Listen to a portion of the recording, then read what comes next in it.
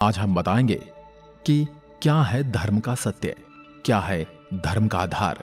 हिंदू धर्म, वैदिक धर्म, आर्य धर्म, सनातन धर्म, क्या है इन धर्मों में अंतर? क्या ये सब एक ही धर्म है या इनमें कोई अंतर है? आज के इस वीडियो में हम आपको सनातन धर्म की सत्यता का बोध करवाएंगे। चलिए शुरू करते हैं आज का ये वीडियो। और अगर आपने अभी तक हमारे चैनल को सब्सक्राइब नहीं किया है तो चैनल को सब्सक्राइब कीजिए, और आपको वीडियो पसंद आए तो इस वीडियो को लाइक और शेयर जरूर करें और अपने सनातनी भाइयों को भी इसके बारे में बताएं। वेदों में लिखा है ईश्वर अजन्मा है। ईश्वर तो एक ही है, लेकिन उनके रूप अनेक हैं। उस एक को छोड़कर उक्त अनेक के आधार पर नियम, पूजा, तीर्थ आदि कर्मकांड को सनातन धर्म का अंत नहीं माना जा सकता। यही सनातन सत्य है और यही सनातन धर्म है।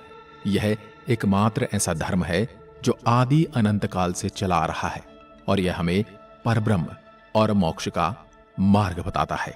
यह हमें किसी चीज का लालच नहीं देता, बल्कि यह हमें उन लालची चीजों से मुक्त होने का मार्ग बताता है।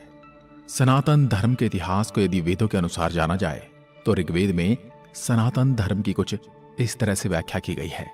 सत्यम शिवम सुंदरम, जिसका पूरा अर्थ है यह पथ सनातन है।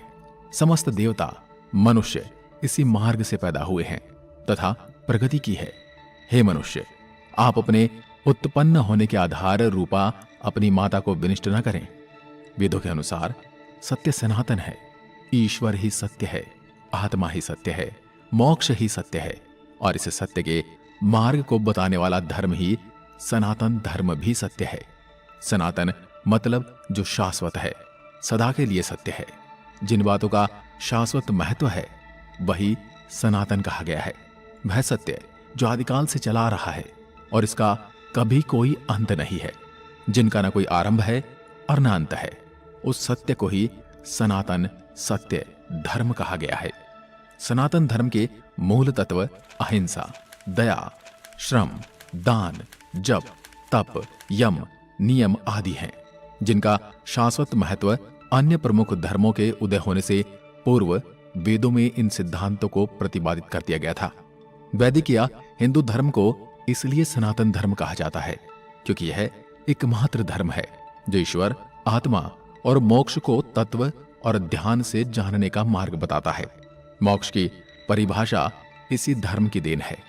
एक निष्ठता, ध्यान, मौन और तप सहित यम नियम के अभ्यास और जागरण का मोक्ष मार्ग है। अन्य कोई मोक्ष का मार्ग नहीं है। मोक्ष से ही आत्मज्ञान और ईश्वर का ज्ञान होता है। ऋग्वेद के अनुसार यही सनातन धर्म का सत्य है। सनातन धर्म के इतिहास में 108 उपनिषद हैं। इनमें से एक बृहदारण्यक उपनिषद की हम बात करते हैं। इसमें लिखा है अस्तो माह सद्गमय, तमसो माह ज्योतिर्गमय, मृत्योर्मा अमृतम गमय। अर्थात हे ईश्वर, मुझे असत्य से सत्य की ओर ले चलो, अंधकार से प्रकाश की ओर ले चलो, मृत्यु से अमृत की ओर ले चलो। जो लोग उस परम तत्व पर ब्रह्म परमेश्वर को नहीं मानते हैं वे असत्य में गिरते हैं। असत्य से मृत्युकाल अनंत अंधकार में पड़ते हैं। उनके जीवन की गाथा भ्रम और भटकाव की ही गाथा सिद्ध होती है। वो कभी अमृत को प्राप्त नहीं करते हैं। मृत्यु आए इससे पहले ही सनातन धर्म के मार्ग पर आ जाने में ही भलाई है। अन्यथा अनंत योनियों में भटकने के बाद प्रलय काल के अंधकार में पड़े रहना पड़ता है। ऐसा हमारे बृहदारण्यक के उपनिषद में लिखा है। इन्हें 108 उपनिषदों में से एक उपनिषद है और जिसे ईश उपनिषद के नाम से भी जाना जाता है। इसमें लिखा है सत्य 2 धातु से मिलकर बना है, सत और तत्। सत का अर्थ है यह और तत् का अर्थ है वह, दोनों ही सत्य हैं। अहम ब्रह्मास्मि तत् वामसी, मतलब मैं ही ब्रह्म हूं और तुम ही ब्रह्म हो। ये संपूर्ण जगत ब्रह्ममय है। ब्रह्म पूर्ण है, यह जगत भी पूर्ण है। पूर्ण जगत की उत्पत्ति पूर्ण ब्रह्म से हुई है। पूर्ण ब्रह्म से पूर्ण जगत की उत्पत्ति होने पर ही ब्रह्म और पूर्णता में न्यूनता नहीं आई। वह शेष रूप में भी पूर्ण ही रहता है। और यही सनातन धर्म सत्य है, जो सत्य सदा सर्वदा निर्लिप्त, निरंजन, निर्विकार और सदैव स्वरूप में स्थित रहता है। उसे सनातन शाश्वत सत्य कहते हैं। वेदों का ब्रह्म और गीता का स्थित प्रज्ञ ही शाश्वत सत्य है।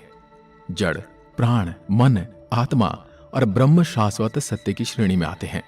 सृष्टि व ईश्वर अनादि, अनंत, सनातन और सर्वभूपी हैं। दोस्तों, आपको हमने बताया कि सनातन धर्म का अर्थ है शाश्वत या सत्य।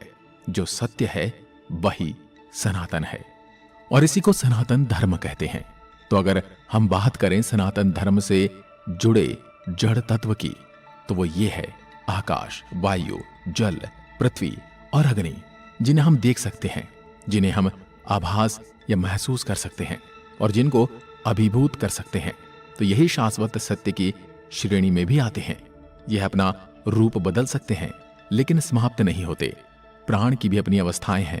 प्राण, अपान, समान और यम। ज्ञानी लोग ब्रह्म को निपुण और सगुण कहते हैं।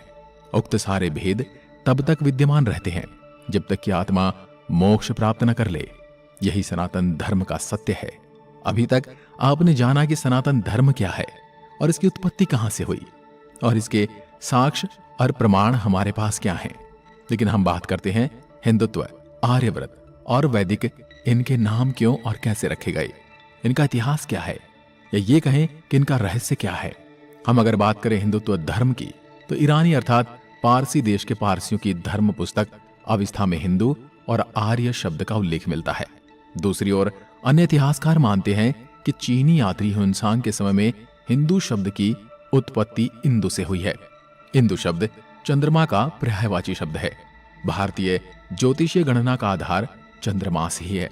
चाइना के लोग भारतीय को इंतु हिंदू कहने लगे। कुछ विद्वान कहते हैं कि हिमालय से हिंदू शब्द की उत्पत्ति हुई। हिंदू कुछ पर्वत के नाम से ही हमारे धर्म का नाम हिंदू पड़ा। और वहीं दूसरी ओर अगर हम बात करें कि आर्यव्रत क्या है, आर्य धर्म क्या है, और आर्य समाज के लोग इसे आर्य धर्म कहते हैं। किसी जाति या धर्म का नाम न होते हुए इसका अर्थ श्रेष्ठ माना गया है, अर्थात जो मन, वचन और कर्म से श्रेष्ठ है वही आर्य है। बौद्ध धर्म के 4 आर्य सत्य का अर्थ ही 4 श्रेष्ठ सत्य होता है। बुद्ध कहते हैं कि उक्त शेष व शाश्वत सत्य को जानकर ही अस्तांगिक मार्ग पर चलना एस धर्मो सनातनो, अर्थात यही सनातन धर्म कहलाता है। इस प्रकार आर्य धर्म का अर्थ शेष क्षमा होता है। प्राचीन भारत को आर्यव्रत भी कहा जाता है, जिसका तात्पर्य शेष जनों की निवास भूमि था। सनातन मार्ग।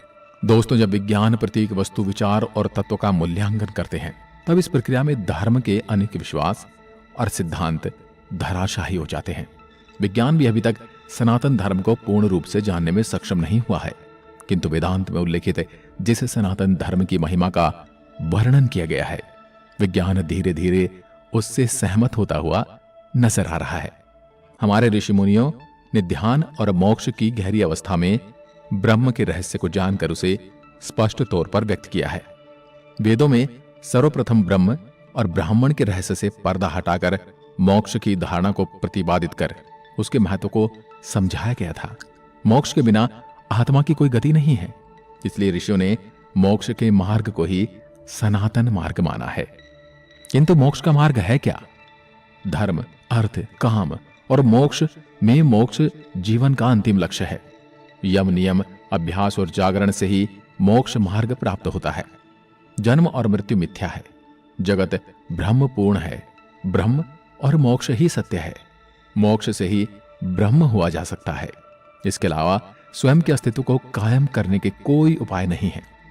ब्रह्म के प्रति समर्पित रहने वाले ब्राह्मण और ब्रह्म को जानने वाले ही ब्रह्म ऋषि और ब्रह्म को जानकर ब्रह्ममय हो जाने वाला ही ब्रह्मलीन कहलाता है।